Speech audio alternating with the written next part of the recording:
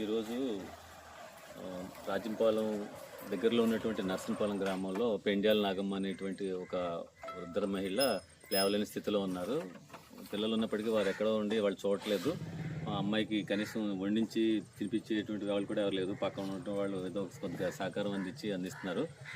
అలాగే మన good friends charity తరపున మన ఫ్రెండ్స్ వాళ్ళు వచ్చారు, వాళ్ళకి చెప్తే అలాగే వరుసనే చేసుకుంటూ వస్తున్నారు.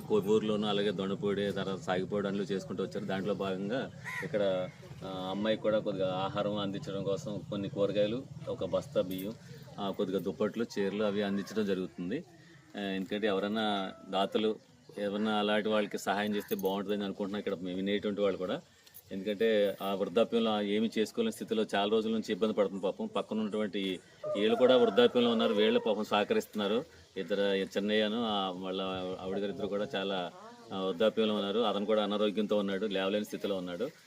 దాంట్లో భాగంగా మేము ఇంతకుముందు చేసినటువంటి దాన్ని చేసినా ఎంతమంది ఎన్ని చేసినా వాళ్ళకి అవసరమే, పిల్లలు చూసే పరిస్థితి వాళ్ళకి లేదు. కాబట్టి కొద్దిగా చారిటీ తరఫున జరిగేటువంటి ఈ కార్యక్రమంలో దూరం నుంచి వచ్చినటువంటి మేడమ్స్కి, సార్కి, తర్వాత బాబాయ్ గారికి, వీళ్ళందరూ కూడా, మేడం కవిత గారికి, వీళ్ళందరూ కూడా ధన్యవాదాలు.